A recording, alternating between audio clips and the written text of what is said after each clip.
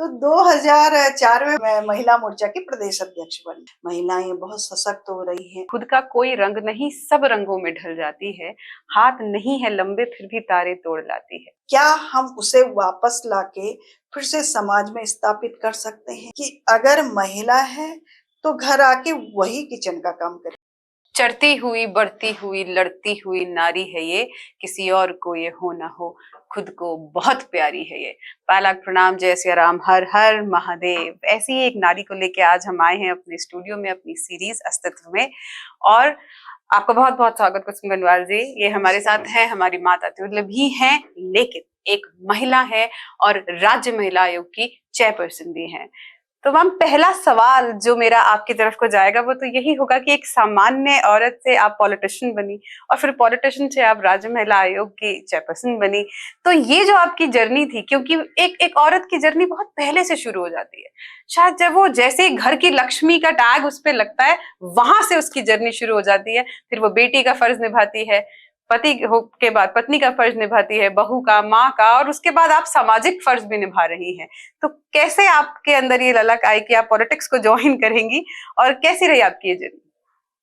प्राची जी, बहुत अच्छा प्रश्न आपने किया है। जब मेरा विवाह हुआ उससे पहले मैं कोई पॉलिटिशियन नहीं थी और शादी के बाद मेरे 2 बेटे भी हो गए थे, बच्चे हो गए थे। उसके बाद ऐसा तो था कि समाज में कुछ करना चाहिए, तो पहली प्राथमिकता ये होती कि बच्चे ठीक से पढ़ लिख पढ़ ले। जाएँ, बच्चे को सही संस्कार मिले। तो वो ठीक एक उम्र थी जब बच्चों को हमने इस तरह से, मैंने खुद समय भी दिया कि बच्चे ठीक से अपनी लाइन पकड़े, ठीक से अच्छे से संस्कार, तो वो सारी चीज़ें थी। और मैंने एक बहू के रूप में भी मैंने काम किया है, मैं बिल्कुल एक गृहिणी के रूप में रही हूँ और संयुक्त परिवार में रहे। तो उन सभी चीज़ों को लेते हैं, साथ-साथ में मेरी जो अधूरी पढ़ाई थी, वो पढ़ाई भी मैंने शादी के बाद कंप्लीट की। आप एक पूर्ण एग्जाम्पल हैं कि एक वुमन मल्टीटास्कर हो सकती है, सब कुछ एक साथ कर सकती है। नहीं, तो ये था कि बच्चे भी पढ़ाए, खुद भी पढ़ी। मैंने एमए बाद ही में किया। अच्छा। हाँ, तो शादी के बाद ही किया और उसके बाद 2002 में मुझे लगा कि अब बच्चे भी अपना कुछ ना कुछ, मतलब थोड़े इस लायक हो गए हैं कि थोड़ा वो खुद की खुद को पढ़ाई भी संभाल कर सके। कुछ, हाँ, मतलब इतने बड़े भी नहीं थे लेकिन थे। तो बहुत सारे समाज के लोग कि आपको आगे आना चाहिए, आप घर में मत बैठिए। तो मेरे पास ये आया कि आप भारतीय जनता पार्टी से जुड़े। तब लोगों ने कहा कि आप जिला पंचायत यमकेश्वर से चुनाव लड़ें। हालाँकि मेरा चुनाव लड़ने का कोई भी मन नहीं था। मुझे लगा कि मैं पूरी तरह अगर राजनीति में आ जाऊँगी, तो फिर बच्चे कहीं भटक ना जाएँ राह से। हम्म। तो मेरा मन नहीं था, लेकिन सब लोगों ने कहा, क्योंकि उस समय प्रदेश में कांग्रेस की सरकार थी और अच्छा। लोग सब उधर ही भाग रहे थे। तो 2004 में मुझे महिला मोर्चा जिलाध्यक्ष कोटद्वार, हमारा संगठन का जिला जो होता है वो हाँ। कोटद्वार का था। अच्छा। तो फिर मैं संगठन में भी आ गई। अब संगठन में भी मैंने फिर काम किया, क्योंकि दूरस्थ क्षेत्र, पहाड़ी क्षेत्रों में जाना एक महिला को थोड़ा-सा होता ही दिक्कत है, लेकिन पूरी तरह से मैंने अपना जनप्रतिनिधित्व काल और संगठन दोनों काम मैंने किए। उसके बाद 2007 में फिर संगठन की और नज़र मुझे पड़ी, तो मैं महिला मोर्चा की प्रदेश अध्यक्ष बन गई। कि मेरे बच्चे पढ़ रहे थे और मेरे हस्बैंड डॉक्टर थे, सरकारी थे, और सबसे बड़ी बात कि मतलब फाइनेंशियली इतनी स्ट्रॉन्ग नहीं थी। मेरे पास, आपको विश्वास होगा, गाड़ी भी नहीं थी मेरे पास। और जब मेरे पास गाड़ी नहीं थी और प्रदेश का पद देखना, ये बहुत बहुत मुश्किल। चैलेंज था मेरे सामने। लेकिन मेरे आड़े कभी ये चीज़ें आई नहीं। मैंने बखूबी से संगठन का काम किया। ऐसा नहीं, संगठन का काम पूरी तरह से किया और घर को भी मैंने, कि बच्चे भी ठीक से पढ़ लें और घर को भी, और दोनों को बैलेंस होके चलाना भी थोड़ा-सा। हालाँकि मेरे पति का बहुत अहम रोल इसमें रहा। बिल्कुल, बिल्कुल। और एक दिन मुझे उत्तराखंड राज्य महिला आयोग की ज़िम्मेदारी मिल गई है। अब जब ज़िम्मेदारी मिली है तो ज़िम्मेदारी को हमें बखूबी निभाना और महिलाओं के लिए काम करना, क्योंकि पहले से मैं महिलाओं के बीच में काम करती आई थी। लेकिन जब सरकार की ताकत पीछे हो, और सरकार की ताकत पीछे हो, तो उसके बाद आदमी और मजबूती से काम कर पाता है, बिल्कुल। काम कर पाता है। अब महिला आयोग में आने के बाद जब मैंने देखा क्योंकि मेरे लिए नया फील्ड था, सरकार का था, और उसमें ये था कि महिलाएं पीड़ित हैं, या महिलाएं किसी मेंटली हैरेसमेंट, किसी तरह का उनके साथ जिस तरह का दुर्व्यवहार हो रहा है, चाहे वो दहेज का हो या कई अन्य बहुत सारी चीजें हैं, बहुत सारे देखते हुए तो मुझे लगा, क्योंकि ना तो मैं लॉयर हूँ और हाँ पॉलिटिशियन हूँ, लेकिन मुझे कहा कि इसमें मुझे लगा कि इसमें मुझे बहुत अच्छा मौका मुझे मिला है कि मैं महिलाओं को पीड़ा को समझूं और महिलाओं को कैसे न्याय दिला सकती हूँ। बहुत बढ़िया। ये कि महिलाओं को हम न्याय दिला सकते हैं, और अगर कहीं आपको लगता है कि कहीं महिलाएं भी इसका, हमारे जो कानून है उसका दुरुपयोग कर रही है, तो उसको कैसे हम समझ के वास्तव में, तो ये चीजें को हमने, अब मैंने खुद, मेरी टीम ने, हमने मिल के कि हम महिला को न्याय दिलाएंगे। और मेरा बार बार ये कहना होता है पुलिस के साथ मीटिंग करके, क्योंकि कोई भी महिला सहसा बाहर नहीं निकलती है जब उसपे बहुत ज्यादा किसी तरह अति से हो जाती है, अति हो जाता, प्रताड़ित हो जाती है, तब वो आती है। अच्छा, उसका क्या होता है कि वो पुलिस की वर्दी से डरती है। पहले तो वो पुलिस तक जाने में, थाने तक जाने में उसे साहस नहीं होता है। अगर वो साहस उसने जुटा भी दिया है, पुलिस तक पहुंच भी गई है, फिर वो अपनी बात रखने में भी मुझे लग रहा है कि वो थोड़े झिझकती है, और उसकी पुलिस की वर्दी देख के आधी चीजें तो वो भूल जाती है। माननीय प्रधानमंत्री नरेंद्र मोदी जी के नेतृत्व में, माननीय पुष्कर सिंह धामी जी के नेतृत्व में महिलाएं बहुत सशक्त हो रही हैं। बहुत सारी महिलाओं पे ऐसे योजनाएं लागू हो रही हैं जो अपने पैरों पे खड़ी हो रही हैं। आपकी ना इसी बात को उठाएंगे। आपने कहा महिलाएं सशक्त हो रही हैं, और आपके जवाब से मेरे मन में दो सवाल उठते हैं। एक बड़ी अच्छी सी लाइन कभी मैंने लिखी थी कि खुद का कोई रंग नहीं, सब रंगों में ढल जाती है, हाथ नहीं है लंबे फिर भी तारे तोड़ लाती है, कहीं है बेटी कहीं वो माँ है, कहीं वो थामे घर की है कमान, बस उसको मिल जाए उसके हिस्से का सम्मान। हम बहुत दिनों से महिला सशक्तिकरण के बारे में बात कर रहे हैं, लेकिन क्या कुसुम जी आपको लगता है कि सच में महिला सशक्त है? और आपकी परिभाषा में महिला होने, जैसे आपने खुद ही कहा कि मुझे ये भी डर था कि मेरे बच्चे कहीं बिगड़ ना जाए, ये हर महिला का प्रधान है, क्योंकि महिला होने से पहले माँ बन जाती। कोई भी रिश्ता कितना ही जोड़ लीजिए, 9 महीने तो कम ही निकलेगा। लेकिन एक विषय ये भी है कि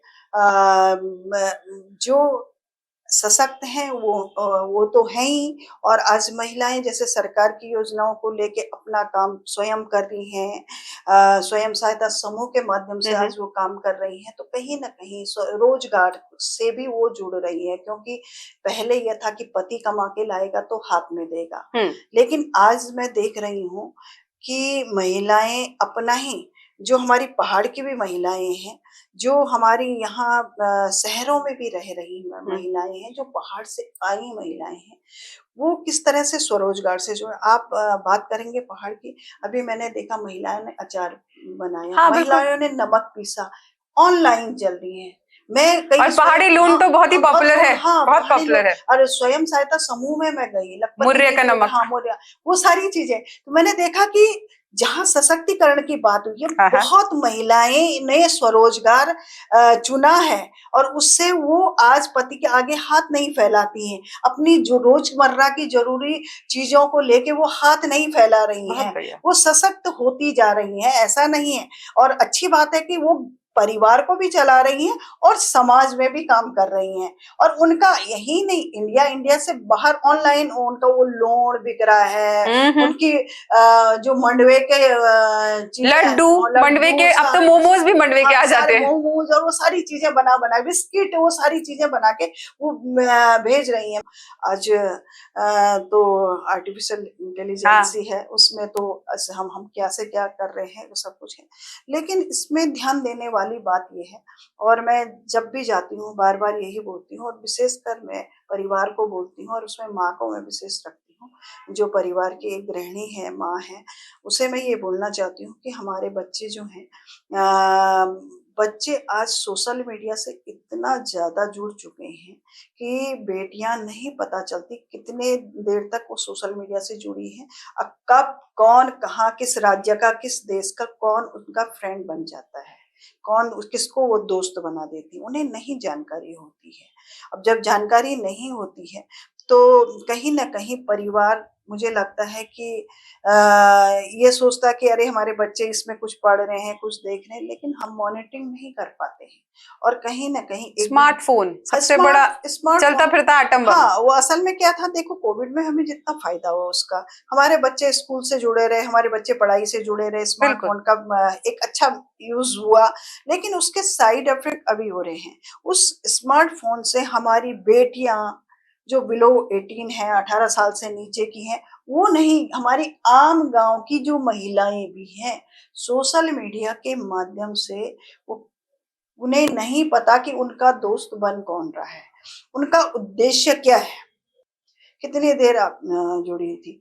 तो कहीं ना कहीं उसका मिसयूज हो रहा है, तो वो सशक्तिकरण नहीं, फिर वो कहीं ना कहीं गलत रास्ते की तरफ चले जाते हैं। अगर बेटी घर से चली गई, नहीं पता कि वो किस स्थिति में हमें मिलेगी, क्या हम उसे वापस लाके फिर से समाज में स्थापित कर सकते हैं, उसके साथ क्या हुआ है, वो डिप्रेशन में चली जाती है उसकी काउंसलिंग करके फिर से हम उसे वो वाला जीवन दे सकते हैं, उसकी पढ़ाई छूट जाती है। तो कहीं ना कहीं, या तो फिर वो कहीं वो पता चल रहा कि वो नेपाल बॉर्डर पर बिक गई, कहीं चला पाकिस्तान बिल्कुल बॉर्डर, बिल्कुल। मतलब कहीं। तो इसके लिए मैं पूरी तरह से परिवार को जिम्मेदार मानती हूँ। अगर हम अपने 2 या 3, जो भी 1 या 2 3 बच्चे, हमारे जितने भी जो बच्चे हैं, अगर हम उनकी मॉनिटरिंग नहीं कर पा रहे हैं, उसके बाद क्या होता है, हम सरकार को दोषी ठहरा देते हैं। बहुत सच्चाई है, मैं देखती हूँ रोज का ना। तो देखो, अगर हम 2 बच्चों को नहीं, 3 बच्चों को या 1 बच्चे को नहीं देख पा रहे हैं, है ना, पीड़िताएं कहीं किसी तरह से प्रताड़ित हो रही, वो कई बार हम तक नहीं पहुंच पाती है, और वो बेचारी कहाँ से सशक्त होंगी, कैसे सशक्त होंगी। सही बात। अब उनकी पीड़ा हम तक पहुंचे तो हम उनके अधिकार, हमें उन्हें समझाएं कि आपके अधिकार क्या हैं, आप अपने अधिकारों के लिए कैसे लड़ सकती हैं, आप कैसे महिला आयोग तक आ सकती हैं। तो ये सारी चीजें, तो महिला सशक्तिकरण, बहुत ऐसा नहीं है महिला सशक्त हो रही है, लेकिन अभी भी हमें सबको जागरूक होना पड़ेगा। जन सहभागिता से हम सबको जागरूक कर सकते हैं, हम अपनी बेटियों को भटकने से बचा सकते हैं। और जो हमारी पहाड़ की बेटियां शहर में पढ़ने के लिए आ रही हैं, उन बेटियों को कि वो किस तरह से उनका दिनचर्या है, किस तरह से उनका फ्रेंड सर्किल है, ये सब जानना परिवार के लिए जरूरी है। मॉनिटरिंग बहुत जरूरी है। आपकी बात से मुझे 2 चीजें समझ में आती है। मेरे को याद है, मैं एक बार एक आईपीएस ऑफिसर का इंटरव्यू ले रही थी, उन्होंने बड़ी अच्छी सी बात की। उन्होंने कहा कोरोना में जैसे एजुकेशन डिजिटल हुई, उसी तरीके से क्राइम भी डिजिटल हो गया और उसके बाद डिजिटल क्राइम बन गए। आपकी बात सुनकर ऐसा लगता है कि शोषण भी डिजिटल होता चला जा रहा है। पहले सड़कों पे ईव टीजिंग हुआ करती थी, आजकल सोशल मीडिया से ही लोग इस तरीके की काम या हरकतें कर लेते हैं। लोग किडनैप करते थे, अब लोग भगा भगा के ले जा रहे हैं बिना बताए कि वो कौन है या कहाँ से आए हैं। वो असल में मैं बताऊं आपको कि उसमें क्या है ना, कि सोशल बच्चों को नहीं पता, 16-17 साल की बेटी को नहीं पता कि वो उसको कोई दोस्त क्यों बना रहा है। अब वो इतनी अच्छी अपनी चिकनी चुपड़ी बातों में इस तरह से उसे अपने उसमें कर देता है कि उस बच्चे को ना घर घर अपने माता पिता ठीक नहीं लगते, उसे लगता माता पिता तो वैसे भी टीनेज एक ऐसी उम्र, क्योंकि मेरा भी टीनेज एक बेटा है, वो एक ऐसी उम्र होती है जिसमें एक टीनेज बच्चे को लगता है कि हम सबसे, दुनिया में सबसे बेवकूफ अगर कोई है तो वो मेरे माँ बाप है। सही बात है, बिल्कुल ये सही कह रही ना, तो इस तरह से लगता है। लेकिन इसके लिए हम सबको जागरूक होना पड़ेगा। आने वाले समय में हम इन बच्चों को कैसे नशे से हम मुक्त करें। आज तो आजकल नशा एक बहुत ही बड़ी प्रॉब्लम है। आपको बता दूं, सिर्फ बेटे ही नहीं, बेटियां भी नशे की तरफ जा रही है, बेटे भी कहीं ना कहीं। जब मैं जाती हूँ कई जगह में, हम लोग औचक निरीक्षण करते हैं, मैं थानों में जाती हूँ, मैं कहीं जाती हूँ तो उनसे पूछती हूँ, तो कई अच्छे अच्छे शहरों में बोलते हैं अरे यहाँ पे तो बेटियां नशा करती हैं, घर वालों ने भी छोड़ दिया है। मैम, क्या आपको ऐसा लगता है, ये सवाल मैं सच में पूछना चाहती हूँ, मैं कई बहुत सारे स्टेजेस से भी पूछती हूँ कि क्या आपको ऐसा लगता है कि ये जो शब्द हम लेके चले और झंडा हमने चलाया कि महिलाओं को पुरुषों के बराबर होना चाहिए, मुझे तो लगता है महिला हमेशा से आगे थी, उसे बराबर करके पीछे ही खींच दिया आपने। लेकिन फिर भी अगर आप बराबरी की बात करते हैं तो ये जो चीजें है ना, कि अगर वो घूमने जा रहा है तो मैं भी घूमने जाऊंगी, अगर वो शराब पी रहा है तो फिर मैं भी पी सकती हूँ, क्या आपको लगता है इसका समाज पे असर पड़ा है? ऐसा है ना, देखो, आधुनिक आधुनिक होना बुरी बात नहीं है, आधुनिक होना चाहिए, लेकिन आधुनिकता पे अपने संस्कारों को नहीं छोड़ना चाहिए। संस्कार तो हमारे अपने संस्कार, अपनी जड़ों से हमें जुड़े रहना चाहिए, है ना? आधुनिकता ये नहीं कि हम ड्रिंक करें, हम ये करें, वो करें, मतलब सब स्वतंत्र हैं, किसी को हम रोक भी नहीं सकते हैं, लेकिन कहीं न कहीं संस्कार तो होने ही चाहिए, है। और और फिर वही माँ की महिला बात। ठीक है, देखो आज महिला और पुरुष कंधे से कंधे मिला के चले हैं, और मुझे लगता है कि जिस परिवार में दोनों पति पत्नी अगर आपस में सामंजस्य बिठा के चलते हैं, तो वो निश्चित ही वो आगे बढ़ता है, और होना भी चाहिए। दोनों एक दूसरे का सम्मान होना चाहिए, महिला का भी उतना होने, दोनों की कद्र होनी चाहिए, पुरुष और महिला, क्योंकि परिवार का एक ऐसा हिस्सा है कि जरा सा भी कहीं भी कुछ भी थोड़ा सा हो जाता है, वो परिवार हिल जाता है, कहीं ना कहीं ये हो जाता है। इसलिए महिला तो अपने आप में मुझे लगता है कि महिला तो इतनी सशक्त है कि चाहे वो पढ़ी लिखी हो या ना हो, अगर वो एक घर को कुशलता से चला रही है, तो उससे ज्यादा समझदार तो कोई हो ही नहीं मेरा सकता भी है। एग्जैक्टली यही कहना है। हाँ, उससे ज्यादा यही समझदार नहीं। मैंने कुछ लाइनें मैं बहुत पहले एक बार लिखी थी कि पिता पति की इज्जत का जिसके कंधों पे भार है, पिता पति की इज्जत का जिसके कंधों पे भार है, और सृष्टि अपने खून से सींचने वाली अकेली सूत्रधार है। इंसानों में ही नहीं, जानवरों में भी अगर कोई मर्द पैदा करके कर सके तो करके दिखा दे, नहीं कर सकता है ना? तो फिर ये कौन लोग हैं जो नारी को सशक्त बनाएंगे और जन्म देने वाले को अब ये जीना सिखाएंगे? ये कौन लोग हैं? तो मेरा तो ये मानना ही है कि महिला बहुत सशक्त है, वो हनुमान जी है, भूल गई है शक्ति अपनी, उसको याद दिलाना है।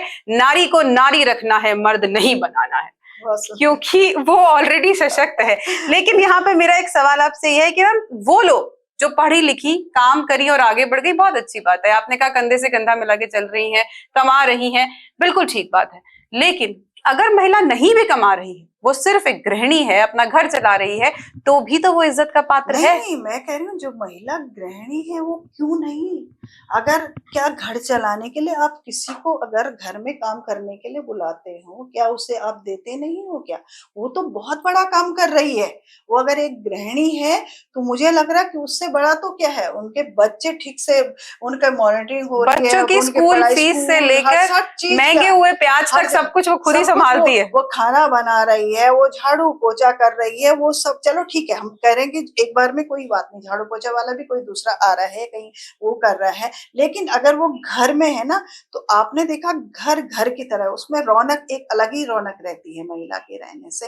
अब देखो क्या है, सरकार की कोशिश होती है, यार ये अच्छी बात है, मैं तो आभार व्यक्त करती हूँ कि हमारी जो सरकार है, चाहे केंद्र की है चाहे प्रदेश की है, उनकी कोशिश रहती है कि महिलाओं को हम और अच्छे से अच्छा, सशक्त करें, महिलाओं को और अच्छे से बढ़ाएं, और जो महिलाएं पिछड़ रही हैं उन्हें भी हम आगे बढ़ाएं, वो आगे बढ़े, वो समझे, अपने को पहचाने। मैं तो जहां भी जाती हूँ, मैं तो अपने उसमें यही बोलती हूँ, कोई भी महिला आपको कम, अपने आप को कमजोर ना समझे। महिला कभी कमजोर हो ही नहीं सकती। हो ही नहीं सकती है, वो सशक्त है, वो वैसे ही सशक्त है। बस ये अपने को समझने वाली है, अपने को समझने की चीज है कि मेरे पे क्या क्या क्वालिटी है, क्या जो वास्तव में परिवार को ठीक से चला रही है, उससे ज्यादा क्वालिटी क्या हो सकती है? तो 21 साल एक परिवार में रहती है, अब शादी करते हैं, दूसरे परिवार को पढ़ाती बढ़ाती चलाती है, उससे ज्यादा महिला सशक्त और और क्या हो दूसरा, सकती है? आज की बात कर रही हूँ, आज की बेटियां आप बेटा दोनों समान पढ़े लिखे होते हैं, बिल्कुल। और आज हम अपने बच्चों को यही बताते हैं कि बेटे दोनों दोनों की शिक्षा समान है, दोनों मल्टीनेशनल कंपनीज में काम कर रहे हैं, दोनों समान रूप से कम, दोनों की इनकम है। लेकिन कहीं ना कहीं ये भी चीज मैंने देखा है, जो आयोग की दृष्टि से मैं आपको बता रही हूँ, कि कहीं ना कहीं ये लगता है कि अगर महिला है तो घर आके वही किचन का काम करेगी। मैं आपसे इस सवाल पे आने वाली थी कि चाहे कितनी ही वो आगे बढ़ जाए, शाम को आने के बाद पहली चिंता घर में पैर रखते ही उसकी ये होती है कि आज रात का खाना क्या बनेगा। हाँ, ये चीज नहीं छूट पाई है उससे आज भी। हाँ, लेकिन ये मैं कह रही हूँ ना कि आज ये चीज होना चाहिए कि भाई दोनों बराबरी से आते हैं, दोनों काम करके आ रहे हैं, तो दोनों ही मिलके, अगर दोनों आपस में बहुत अच्छे से तालमेल के साथ घर को एक एक काम कर रहा है, दूसरा भाई दोनों ही अच्छी अच्छी जॉब कर रहे हैं, दोनों ही समान रूप से कमा रहे हैं, तो दोनों ही मिलके अगर अच्छे से तालमेल बिठा के अगर गृहस्थी को चलाएं, तो मुझे लगता है कि बहुत अच्छी बात है। लेकिन अभी मैंने बहुत सारी चीजें ये देखी हैं कि कहीं न कहीं जो आज के युवा बच्चे हैं, जो पढ़ लिख के अच्छी-अच्छी कंपनीज में काम कर रहे हैं, कहीं न कहीं उसमें कुछ केसेस इस तरह आए कि उन्हें लगता है कि महिला है तो महिला ही काम करेगी और महिला को ये लगती कि मैं भी तो उन्हीं के समान काम कर रही हूँ, तो मैं ही क्यों, दोनों क्यों नहीं? तो उनका घर कहीं न कहीं बिखराव हो जाता है, कहीं न कहीं टूटन हो शायद जाती है। यही वजह है हाँ, ज्यादा होते ये डिवोर्सों यही की। यही यही है।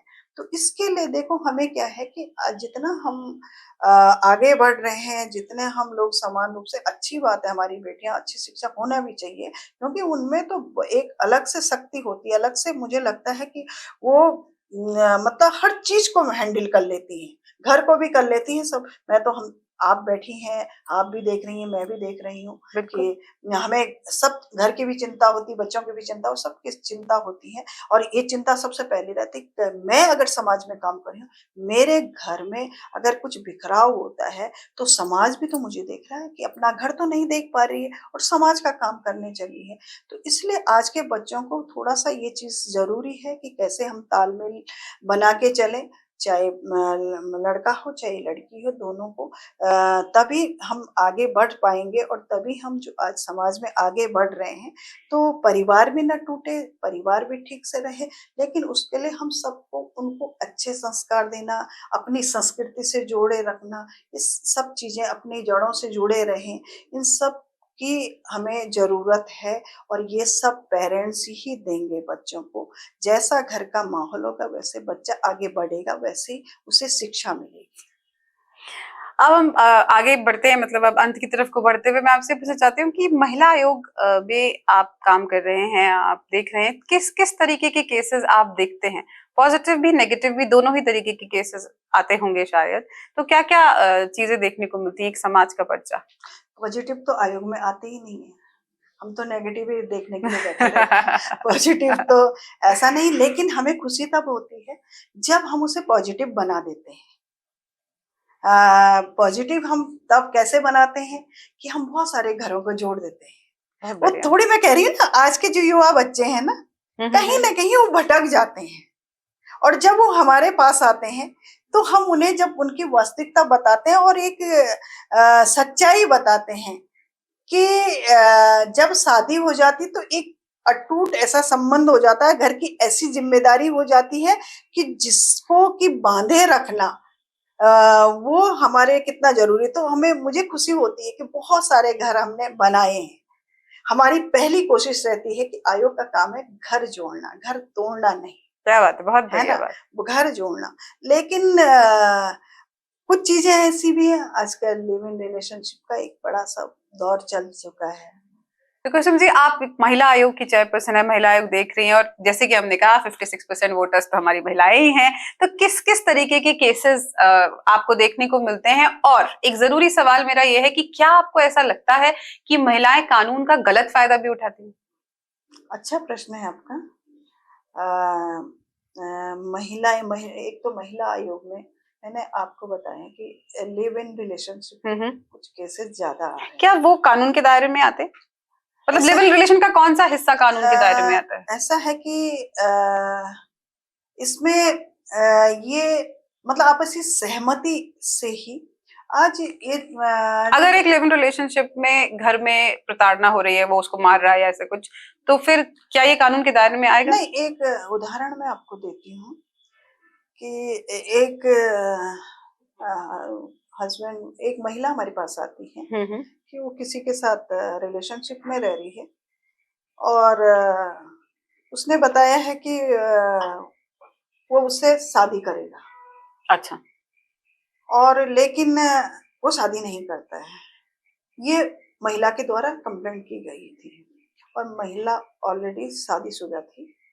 अ, उसने बताया कि मेरा तलाक हो गया है, लेकिन उसका तलाक नहीं हुआ था। उसके साथ उसकी बच्ची भी थी, बच्चे थे उसके और पहले पति से। पहले पति से और वो जब रिलेशनशिप में रह रही थी, तो उसने फिर अभियोग ऐसा मैं ये कह रही आपने जो प्रश्न किया था ना हम्म। कि कहीं न कहीं गलत। गलत उपयोग भी होता है। तो महिला ने हमारे यहाँ कंप्लेंट डाली, तो हमारी प्राथमिकता महिला होती है। हम्म। महिला पे किसी भी तरह से उसका किसी की भी तरह का चाहे सेक्सुअल हैरेसमेंट हो, चाहे मेंटली हैरेसमेंट हो, वो नहीं होना चाहिए। फिर हमने दोनों ही पक्षों को हम बिठाते हैं, दोनों को ही सामने सुनते हैं और सामने सुन के फिर हकीकत सामने आती है तो क्या है, क्या हुआ, कैसे हुआ। तो जब हमें पता चलता है कि दोनों सहमति से रहते हैं तो कहीं न कहीं महिला ने भी झूठ बोला है कि हुँ, मेरा तलाक हो चुका है। और जैसे उस महिला का कहना था कि उसने मुझे नहीं बताया कि मेरी शादी ऑलरेडी शादी में मेरे बच्चे हैं। लेकिन पुरुष न का कहना था कि मैंने पहले ही बताया था कि मैं शादीशुदा हूँ। और उस महिला का अभी बाद में पता चला कि उसका तो अभी डिवोर्स भी नहीं हो रखा है। तो जब हम दोनों ने देखा तो जब उस पुरुष की पत्नी, उसके पिता आए, उसके छोटे-छोटे बच्चे आए, तो हमें घर बचाना होता है। फिर दोनों को हमने ढंग से काउंसलिंग की, दोनों को पूछा, तो कहीं न कहीं हमें महिला भी गलत लगी। हुँ, कहीं न कहीं महिला भी इसका मिसयूज़ कर रही है। भई तुम दोनों सहमति से रह रहे हैं। जैसे पुरुष का कहना था कि मैंने पहले ही बताया था कि मैं शादीशुदा हूँ, ये जो भी है, इस तरह। तो इस तरह से ये जो बढ़ रहा है कि वो ऑलरेडी शादीशुदा है, फिर वो किसी के साथ रिलेशनशिप में रह रहा है, तो ये चीज़ ठीक नहीं है, समाज के लिए ठीक नहीं है। आपको बता दूँ कि अभी यूसीसी माननीय मुख्यमंत्री जी हुँ, द्वारा बहुत बड़ी बात है कि उत्तराखंड में पहल हुई है, अब पहलू ये लागू मदर्स, हो हाँ, चुकी है। यूसीसी लागू हो रही है। अब मतलब लागू उन्होंने की है, उसमें अच्छे से काम कर रहा है, बहुत जल्दी पूरी तरह से वो कानून के रूप में वो लागू करेंगे। और उत्तराखंड राज्य महिला आयोग ने बहुत सारी चीज़ें, जिस तरह के केसेज़ आते हैं, तो हमने बहुत सारी चीज़ें यूसीसी में महिलाओं से रिलेटेड वहाँ पे दिए हैं। हुँ, उसमें लिव इन रिलेशनशिप का भी था। तो बल्कि उसमें एक चीज़ निकल के आई है अभी जो ना, कि अगर कोई रिलेशनशिप में रह रहा है, ठीक है, रह रहा है, लेकिन उसकी जानकारी, उसका रजिस्ट्रेशन होना चाहिए। अच्छा, उसका रजिस्ट्रेशन होने से फ़ायदा क्या होगा कि कल वो आदमी उस महिला को धोखा देके भागे नहीं। अगर वो उसे छोड़ देता है या उसे उसे भाग जाता है, तो कहीं न कहीं वो कानून के दायरे से बचेगा नहीं, कानून की गिरफ्त में आएगा। तो अगर उसका रजिस्ट्रेशन हो जाता, ठीक है, आप स्वतंत्र हैं, आप रह रहे हैं, रिलेशनशिप में रह रहे हैं, किसी में भी रह रहे हैं, है ना? लेकिन कल वो धोखा दे के ना जाए, इसलिए अ, उस रजिस्ट्रेशन कराया रजिस्ट्रेशन जाएगा। होगा तो वो कहीं कानून तो का, कानूनन का, महिला का हक का, हो जाएगा। हाँ, कानूनन फिर वो जरूर से वो सजा मिलेगी। अगर वो धोखा देके जाता है, वो उस धोखा, जहां हमें लगता है कि महिला गलत होती है, हुँ, हुँ, हम, आपको विश्वास होगा, हम पुरुषों की भी एप्लीकेशन ले रहे हैं। अच्छा। हमारे पास कई सारे पुरुष आते हैं, वो कहते हैं अरे पुरुष आयोग तो है ही नहीं। हम कहते हैं आप हमें दीजिए। जैसे अभी वो वायरल वीडियो एक आया था, जिस आईटी, शायद आईटी में, जिसने आत्महत्या कर ली थी, हाँ, पुरुषों के लिए कानून, हाँ, ऐसे एक देखो वायरल देखो वीडियो। वो इसी तरह के केसेस, ऐसा नहीं है, मैं कहती हूँ कुछ लोग क्या है कि इस कानून का दुरुपयोग भी करते हैं। अब हम महिला सशक्तिकरण, महिला सशक्त हो ही रही है, लेकिन उसमें से कुछ ऐसी महिलाएं होती हैं जो इसका गलत उपयोग कर रही हैं। अच्छा, इसका, डाउरी केसेस में भी हाँ, ऐसा बहुत इसमें देखा गया। इसका गलत उपयोग करने से जो हमारी वास्तव में जिनको आवश्यकता है, वो बेचारी, उनकी आवाज भी दब जाती है। जिन्हें वास्तव में हमें न्याय दिलाना होता है, तो उनको भी न्याय दिलाने में दिक्कतें आती हैं। तो ऐसा कुछ परसेंटेज ऐसा भी है जो गलत उपयोग करते हैं कानून का, हुँ, लेकिन ऐसा है कानून से कोई बच नहीं पाता है। वो कानून की गिरफ्त में आता आ ही ही आता आता है। मैंने बहुत सारे, मैं इन 3 सालों में देखते आई हूँ कि कहीं न कहीं वो लोग सोचते हैं कि अपने को बचाने की कोशिश करते हैं कि अरे हम पकड़ में नहीं आएँगे, कानून की नज़र से बच जाएँगे, या बचाने के लिए बहुत झूठ बोलते हैं, बहुत सारी चीज़ें बोलते हैं, लेकिन मैंने देखा है वो कानून से कभी नहीं बच पाता है। आपको एक छोटा-सा किस्सा, एक बहुत बड़ा था, रेप का किस्सा था, वो बच्ची थी, यहीं आईएसबीटी की बात है, है। हुँ, देहरादून की है। बच्ची थोड़ी-सी मेंटली थोड़ा-सा वो थी, अ, थोड़ी, चैलेंज रहेंगे, हाँ, स्पेशल थोड़ी, चाइल्ड। हाँ, इसमें वो थी। तो उसके साथ जो रेप हुआ, उसके बाद वो सीडब्ल्यूसी की टीम उसे लेके आई। हुँ, हुँ, और उसके बाद हमारे पुलिस प्रशासन ने उसमें पूरी तरह जाँच की। तो फिर मैं सुबह, मतलब मैं जैसे मुझे जानकारी मिली, मैं भी तुरंत आई और उस बच्ची से मिली। तो देखो उस बच्ची का क्या था कि उस बच्ची को जो लोग दिखाए गए, जो उसे लगा ये कोई नहीं है, हैं, थोड़ी-सी मेंटली कमज़ोर थी वो, लेकिन उसने सबको पहचाना और कानून से कोई भी बचा नहीं। सब अभी को सजा। पोक्सो के तहत सब 20 साल के लिए अंदर गए हैं। इसलिए मैं आपके चैनल के माध्यम से ये कहना चाहती हूँ कि कोई ये ना सोचे कि हम कानून से बच सकते हैं, कानून से भाग सकते हैं। एक ना एक दिन वो ज़रूर पकड़ में आते हैं। एक बहुत पुराना किस्सा है मैम। मैं कई सालों तक प्ले स्कूल्स यानी कि जो छोटे बच्चों का स्कूल होता है उससे जुड़ी रही थी, और स्कूलों की एक बहुत बेसिक एजुकेशन होती है, क्योंकि महिलाओं की बात हो रही है, गुड टच बैड टच, ये चीज सिखाई जाती है। तो मैं नाम नहीं लूंगी ना लड़की का ना किसी धर्म का, लेकिन एक बच्चे को जब हम गुड टच बैड टच सिखा रहे थे कि भाई कोई ऐसे करेगा तो ये बैड है और ऐसे करेगा, तो एक बच्ची ने सामने से अपनी क्लास टीचर को बोला, मैं प्रिंसिपल थी, क्लास टीचर को बोला कि ये ऐसे चाचू करते हैं। अब आप समझिए कि एक प्ले स्कूल में एक छोटा सा माहौल है, 2.5 साढ़े 3 साल के वो छोटे छोटे से बच्चे हैं, और एक क्लास टीचर उन्हें इस सोच से ही नहीं सिखाती है कि सामने से कोई रिएक्शन आएगा। लेकिन जब वो बच्ची ने आके उसको बोला तो वो उसकी शायद उसे शौक लगा, धरती हिल गई कहते हैं जैसे, वो मेरे पास उसी समय आई कि मैम मेरी क्लास में आज ऐसे ऐसे हो गया। हमने उसके पेरेंट्स को कॉल, ये सच्ची घटना है, मैं कभी भूल नहीं पाती इस चीज को। हमने उसके पेरेंट्स को कॉल किया और उसकी माता को बिठा के अपने सामने हमने कहा कि तेरी लड़की ऐसे ऐसे कह रही है। उसकी मदर ने मुझसे कहा मैम बच्चों की बात पे क्या विश्वास कर रहे हो, ये तो ऐसे ही बोल देते हैं। तो आपकी इस पूरे जर्नी में क्या आपको लगता है कि इस तरीके का समाज अभी भी है जो एक्सेप्ट ही करने को तैयार नहीं होता है, या मुश्किल होता है ये चीज खुल के कहना कि हाँ हमारे साथ ये हो मैं रहा है? आपको एक बात कहना चाहती हूँ। अभी कहते हैं लोग केसेस बहुत बड़े हैं। मैं आपको बताती हूँ केसेस बड़े नहीं है, बोला जा रहा है। जागरूकता आई है। पहले क्या होता था कि समाज में जब हमारा, आप पता है पहाड़ों में भी क्या होता था कि एक एक के 5-5 6-6 बच्चे होते थे। और अगर हमारी बेटियां हैं, अगर किसी ने, सबसे पहले तो बेटी असुरक्षित अपने घर से ही है, अपने परिवार से ही असुरक्षित है। हाँ, क्योंकि अगर ये केसेस सबसे बड़ी देखें तो बात, ज्यादातर हाँ, रिश्तेदार ही अब मिलते हैं। क्या होता है कि अगर किसी बच्ची के साथ ये गुड टच बैड टच या इस तरह की बात हो जाती है तो परिवार वाले उसे दबा ढकने देते की थे। कोशिश पहले करते क्या हैं। था, उन्हें दबा दिया जाता था कि हम समाज में हमारी बदनामी होगी, हमारे बच्चे की शादी नहीं होगी, हमारा ये हो जाएगा वो हो जाएगा, तो वो चीजें वही दबा दी जाती थी। अभी क्या है, जागरूकता आई है, अवेयर हुए हैं लोग, तो अब लोग कानून का पूरा इस्तेमाल करते हैं। अब लोग ये है कि अगर ऐसी बात हुई है तो सबसे पहले अपनी बात जाके जो भी संबंधित उनका नजदीकी थाना होता है उसमें जाके कहते हैं। वो ये तो इसलिए हम कहते हैं केसेस बड़े हैं। केसेस इसलिए भी बड़े हैं कि लोगों में जागरूकता आई है और लोग आज कानून तक पहुंच रहे हैं, इसलिए ये।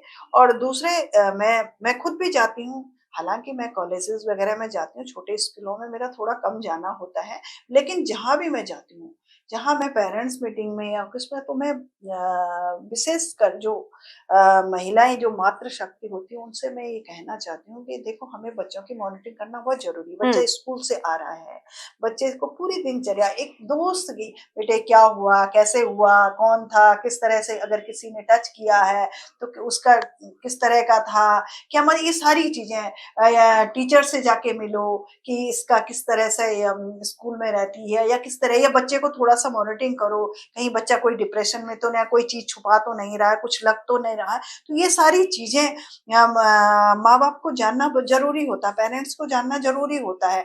और आज के टाइम में तो, क्योंकि आज बच्चा सोशल मीडिया में सब कुछ देख रहा है, बिल्कुल अच्छा भी देख रहा है, बुरा भी देख रहा है, कोई भी तो बच्चा क्यूरियोसिटी बहुत दिमाग में है, एडवांस हो गया है। कुछ भी मन में हाँ, आता है वो सबसे पहले गूगल टाइप करता है, इसका मतलब क्या है। हाँ, तो वो बच्चा बहुत एडवांस हो गया है। तो इसलिए हमें और ज्यादा जागरूकता की आवश्यकता होती है कि बच्चा भटक ना जाए। बच्चा जिस लाइन पे जा रहा है, जिस फील्ड में भी आए, बच्चे आगे आए, लेकिन उस फील्ड से अगर भटक रहा है तो उसको देखने के लिए हमें बहुत जागरूक होना पड़ेगा। पहले घर है, परिवार को कैसे हम बचा सकते हैं, कैसे बच्चों को बचा सकते हैं, कि बच्चों को ठीक रास्ते में कैसे ला सकते हैं, पहले हमारी प्राथमिकता घर होनी चाहिए। इसलिए मैं बार बार हर जगह कहती हूँ, परिवार प्राथमिकता है। परिवार अगर अपने बच्चों की मॉनिटरिंग कर रहा है, वो सबसे बड़ी बात है।